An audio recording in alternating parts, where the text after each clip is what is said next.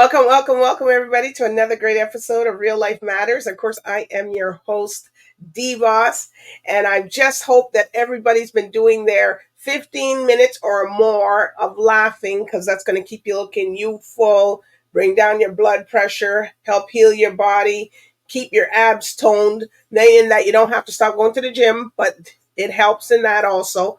And there's so many health benefits to laughing.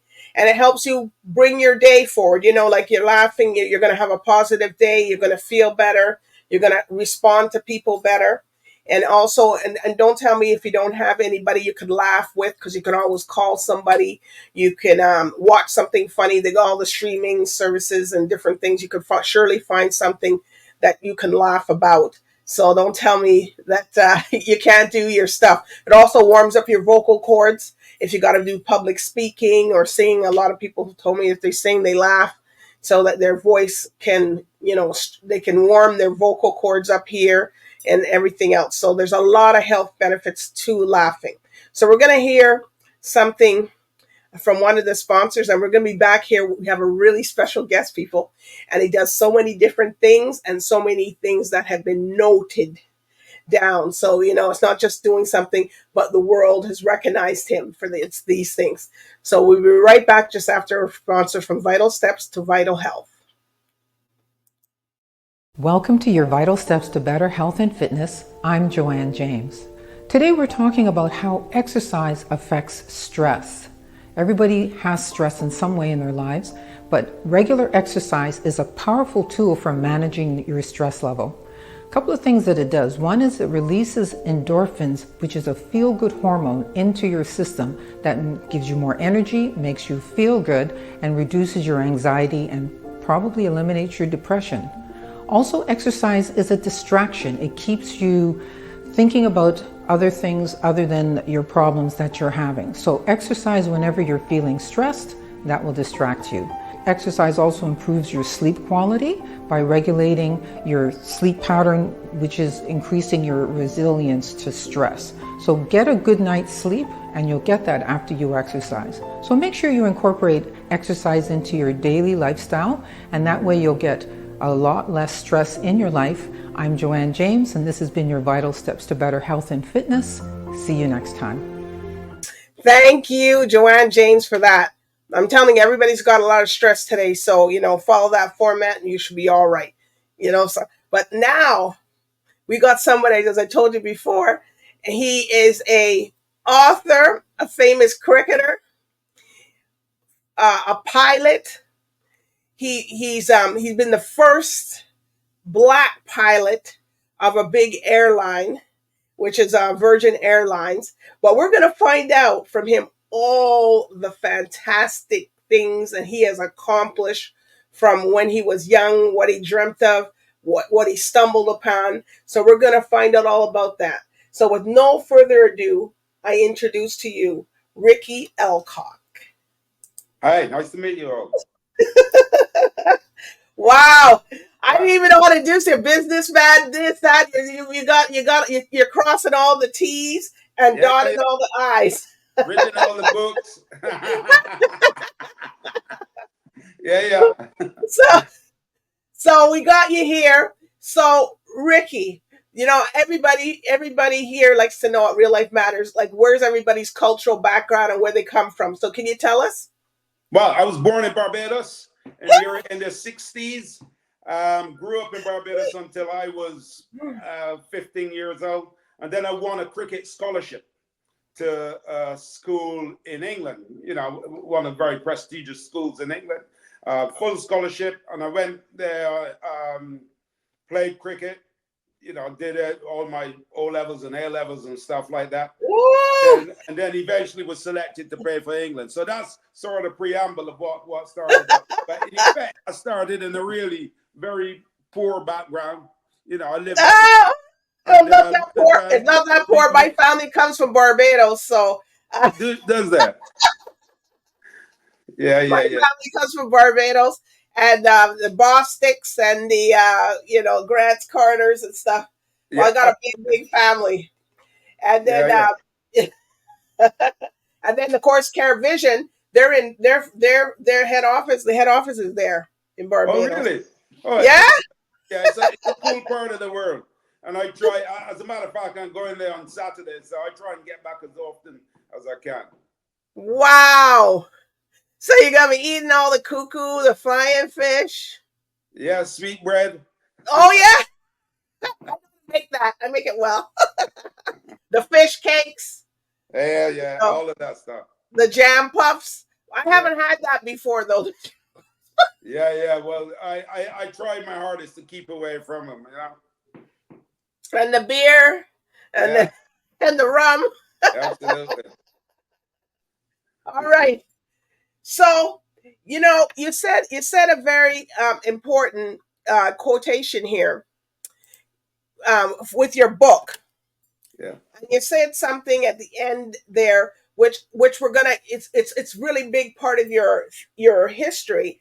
And it says on your back, says, "I feel extremely fortunate to have had two incredible careers. If you ask me as a little boys what they want to do when they're older, I suspect the vast majority of them would say they either want to be a professional sportsman or a pilot. I have managed, and for that I feel internally privileged, grateful, and blessed." yeah, Well, yeah, look at you. yeah. This is absolutely true. And as you see the name of the book, Balls to Fly. Lots of people ask what is Balls to Fly, and when you read this book, you'll understand why. As a 12-year-old, I saw the Americans landing planes on an aircraft carrier just off Barbados. And I thought, oh man, that's would really be something really cool to do. And I went home and Right. said to my dad, I quite like to be a pilot. And he said to me, black people doesn't fly airplanes, just get on with trying to be a doctor or lawyer. That's not true. That's very ignorant for saying that, but Yeah, you can't. yeah, of course it is. But You could do anything you want to do. yeah, absolutely. I know that now, and of course he was saying that because he had never seen one. So Okay. he assumed that it wasn't something that was for us.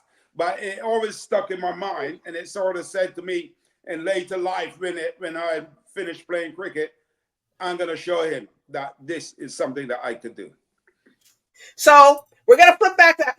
So when you played cricket, my dad was a big cricket person too.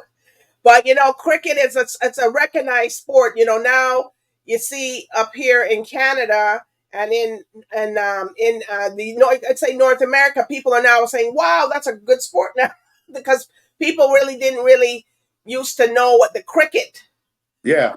was. Well, I suppose, Canada's got a massive Indian diaspora. And as you know, there's 1.5 billion Indians that play the sport. So it's incredibly popular in all, India, Pakistan, and in all of the Asian sort of countries, as well as Right. Australia, New Zealand, and then, of course, the West Indies. And it's one of the things that we West Indians actually beat the world at. There's not a lot of things, but we were world champions for 20 years, and that's an incredible thing for a set of countries that only have about 7 million people. Really, really incredible. Well, I remember when we used to fly down for vacation, and if they had the cricket team, they always, oh no, they gotta let them come in first. Yes, yes, yes. Yeah, they get preferential. I'd be like, woohoo, we pay for our tickets too, Well, no. The cricketers got to come in first, and they got to sit down. That's where we're sitting on those big jumbo jets leaving from Toronto, and they were coming in the cricket. What's it been, about 50 of them? Well, as you probably know, I fly all around the world now, to various places, and quite often people say to me, "Where are you from?" And I said, "Well, I'm from Barbados." And they say, "Well, where's Barbados?" And then, of course, you then have to tell them, either Rihanna or one of the cricketers. Somebody that they know now. Yeah, somebody but that they thank know. goodness for her coming and educating people, Absolutely, absolutely. So when you played, what position did you play when you I was a fast bowler. They sort of recognized very early. So when I was about 13, 14 years old, that I could bowl a cricket ball extremely fast. I just had a talent for it. And Wow. so I was sort of pushed at a very early age to be playing levels and levels above my age group. And until eventually, as I said, that particular skill got me a scholarship into one of the schools here in England. So my position was a fast bowler. So, people don't realize that, those equipments are a little bit expensive, right? Yeah. So, it's not, you're not playing, it's a very recognized sports for people that don't know what Yeah. cricket is. And, Oh, the stuff is expensive. You got to buy the jersey, the balls, the bats, absolutely. for you to practice. It's an expensive sport. And when you come from the neighborhood that I came from, it's really difficult. So it was very fortunate that I Mhm. managed to get a scholarship to do it basically free, of course. But, here in England, for instance, the sport is, it's just massive. It was Winston Churchill that said he would much rather lose a battleship than to lose a test match. And that's how important cricket is here in England. And you got to buy the Tilly hats because you guys are out in those suns, and those hats aren't cheap.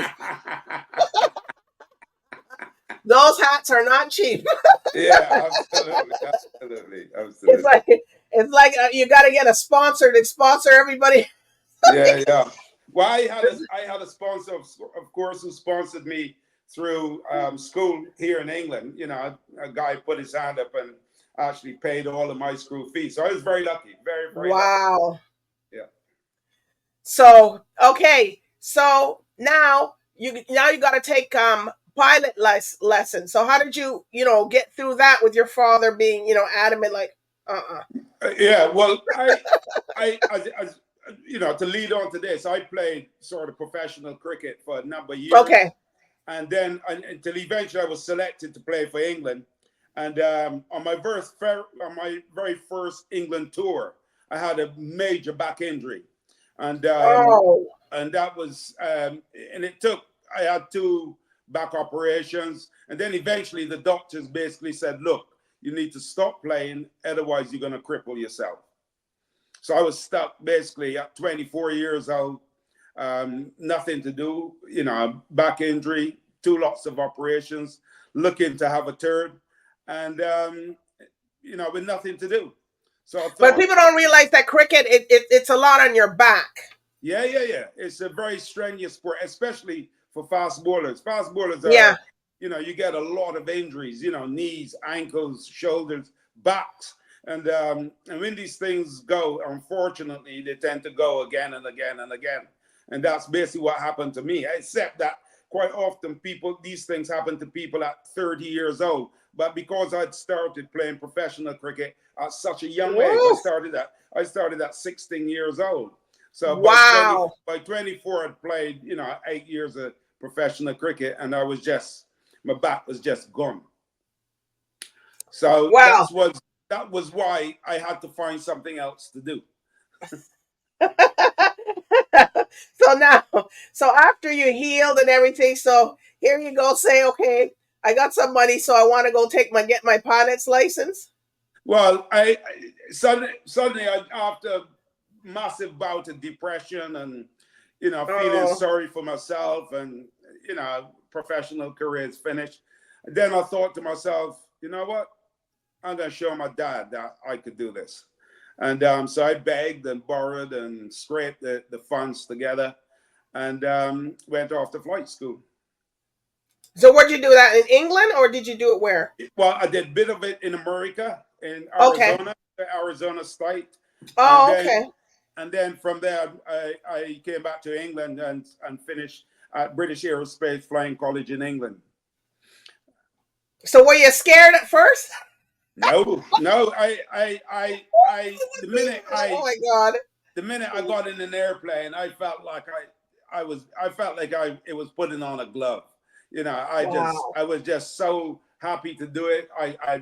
Obviously I had the coordination, the hand-eye coordination, so it became quite Oh, you simple to have to do. have that hand eye. coordinate. Oh, and feet, and and feet, and because you did sports a lot, so I guess yeah. that's how. So I probably had that from my sporting days, and so I went off to flight school, and I went through the course, and I got through the course fairly quickly. I mean, I worked hard, and I'm making it sound a little bit. I'm being a bit flippant about it, but I actually worked really hard. I put some really long hours in to come out, get everything. And the reason why I did that, because I had no money, Okay.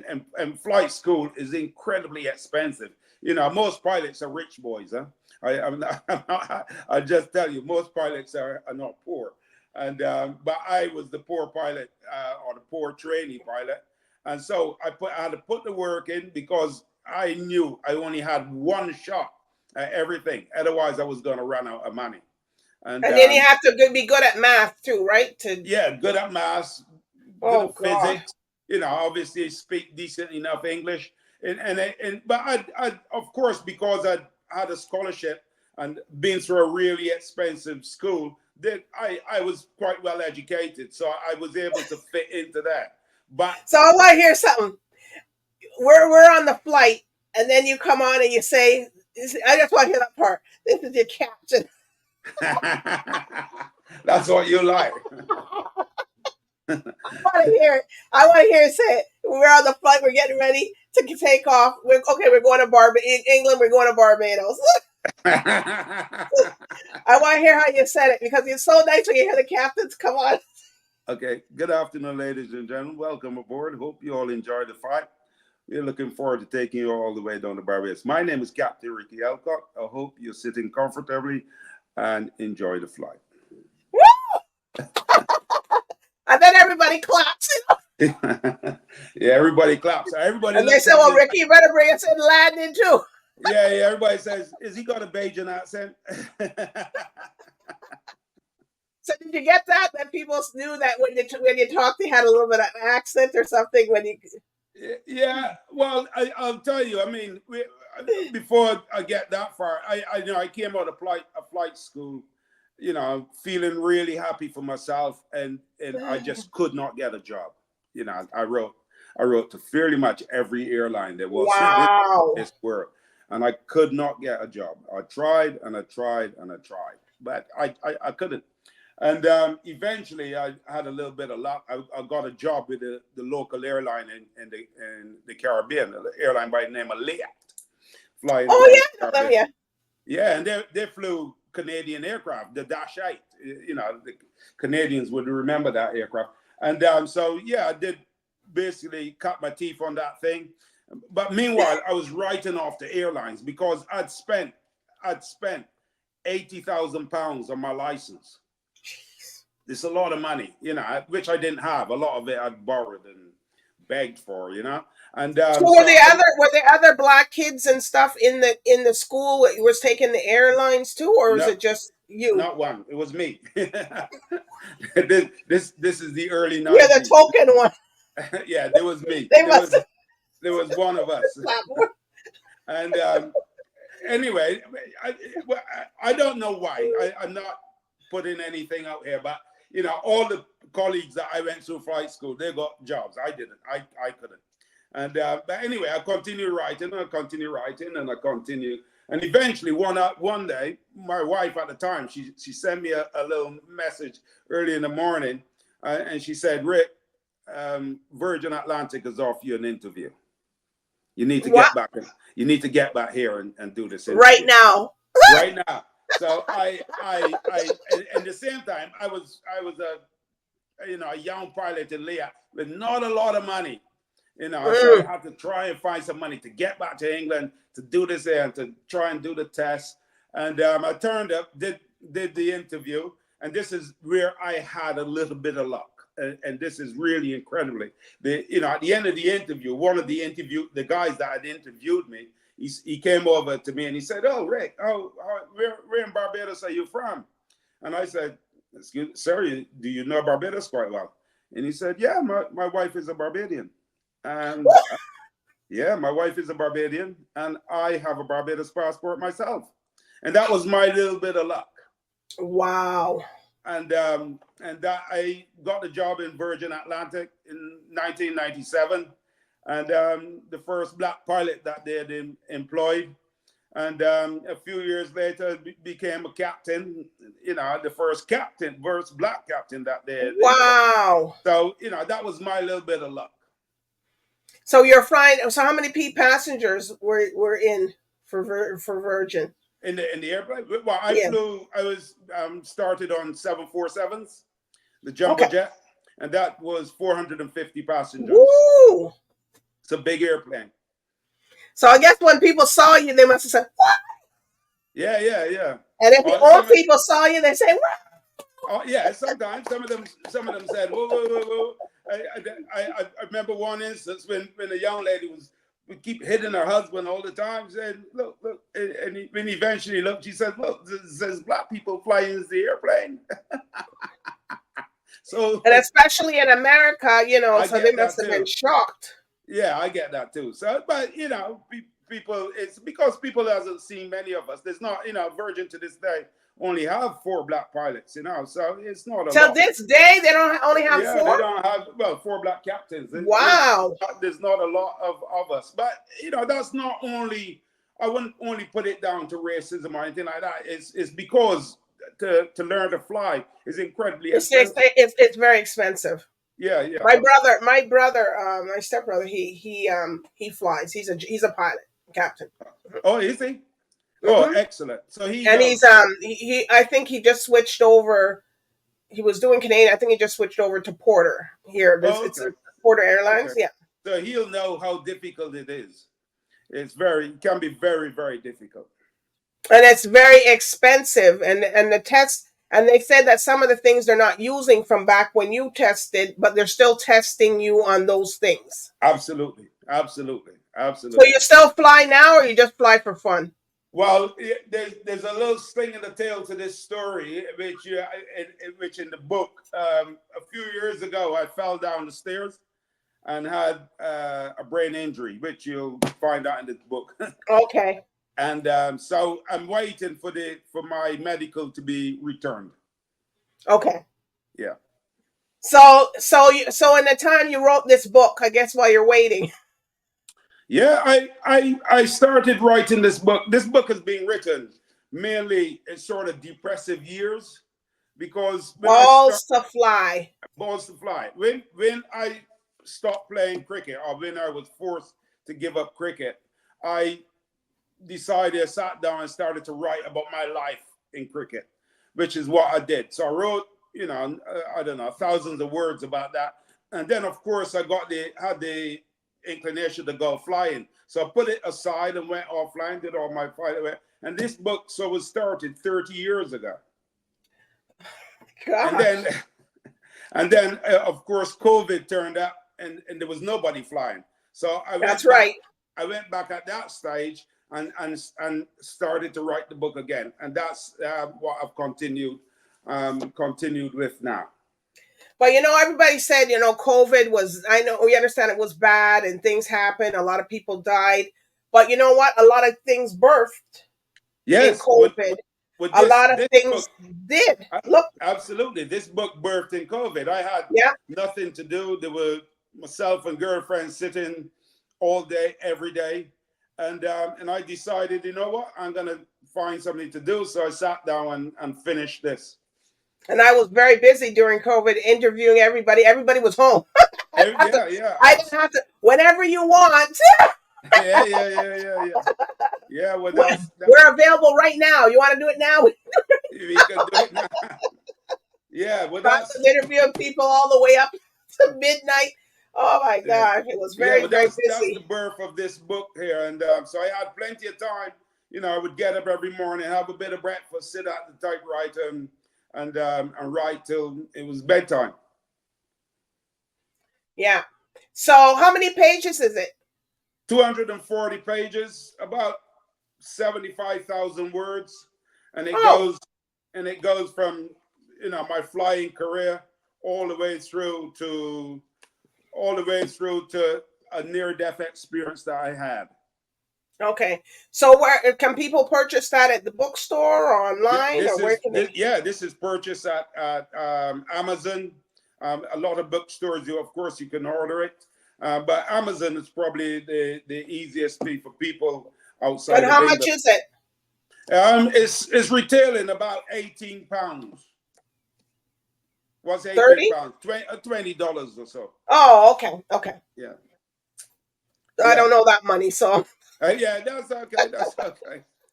See, be out there, but I but don't know that. yeah, it's as they say, it's balls to fly, and it's basically a play of obviously on the words of cricket to flying, but also just having the goal to do something that your dad said you shouldn't really do, Okay. or you shouldn't be able to do, and you've got So when you everything in got there. your license, what does your dad say?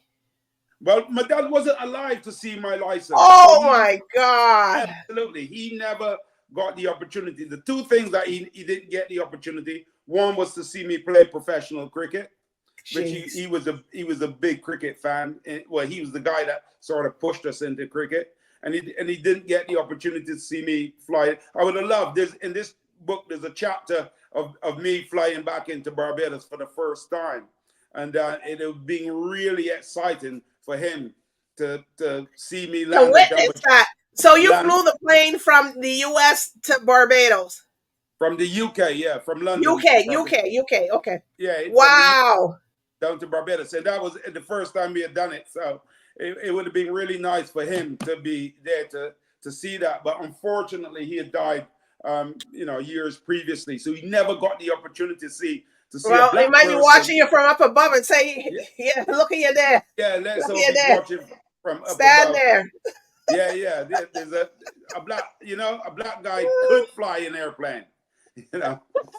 So that's but yeah, that's where the But book you is at. opened the door for a lot of people, probably, Yes, that, yes. people said, you know what, I want to go do that too. Yeah, I get a lot of opportunity, a lot of letters and emails and stuff from people who says I've either they've read the book or they've heard of me flying or they've seen it somewhere and and they says look my kid now wants to do it so it's been inspirational to get kids to especially kids of our color because quite often Mhm. we are the poorest members of society and to find £80,000 to send a kid to flight school is a hell of a undertaking. Yeah, and then one of the entertainers, he's Jamaican, but he lives in Puerto Vallarta, Mexico, and he's a his name's Cass Smith, and he flies. He's a pilot.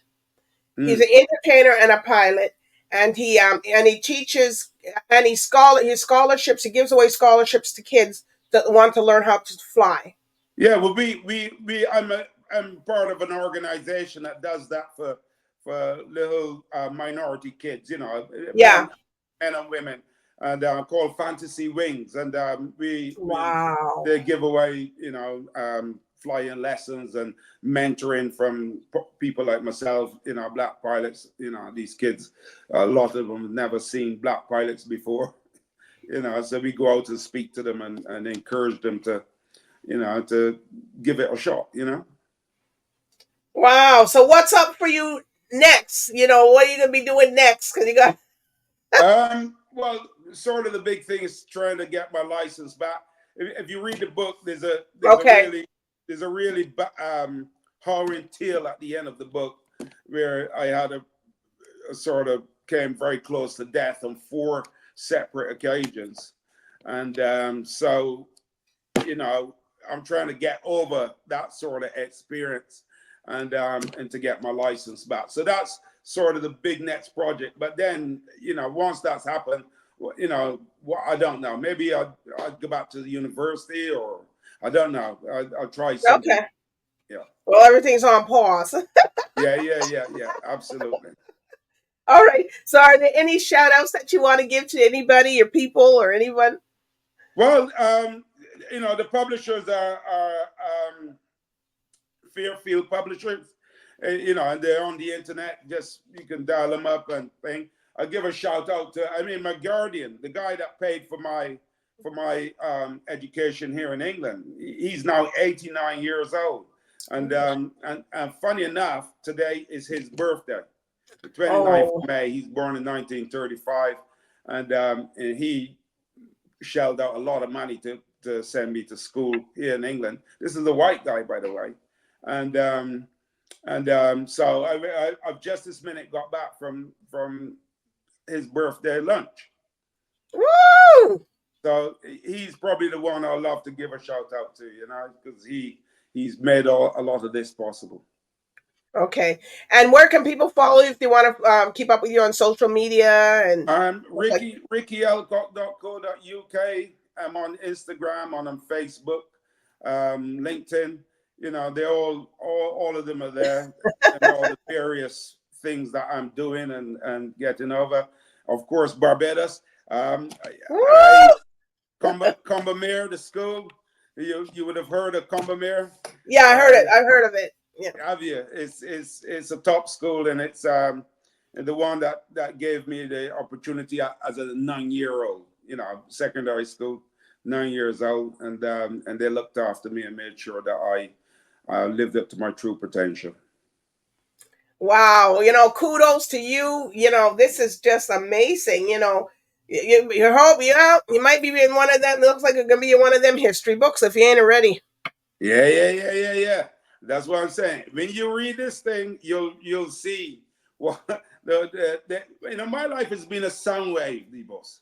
It's been a sine wave. Great peaks and horrible troughs, but that's what it's been, and it's all documented here from page 1 all the way to page 240. Wow. Well, people, I encourage everybody to go get the book, Balls to Fly by Ricky ELLCOCK.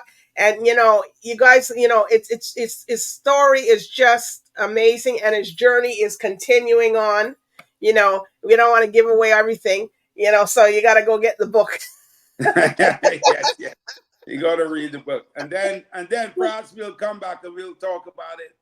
Yes. We want to come back when you get your license back. Maybe you can come and scoop us up here in Toronto. Yeah, next time I do a flight into Toronto, and they come and let us fly down to Barbados. And we say, well, no, we waited until Ricky's ready to bring us back. I'll have my suitcase packed, and I'm pretty sure the handler will have her suitcase that count you here. We'll have her suitcase packed. We'll be all ready and ready to go. Absolutely. But the next time I do a flight into Toronto, I'll come and shout you guys up. Yes. This is the hub, so I don't think you'd have a problem flying the jet here. Yes, absolutely.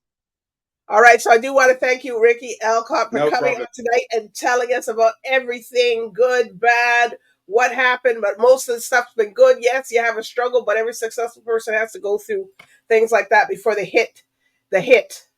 Yeah. So what does it? Well, I just want to say, it doesn't matter how many times you fall. What matters is how many times you get up. That's it. All right. And on that note, good night, everybody. And thank you for tuning in here tonight. Good night. Bye.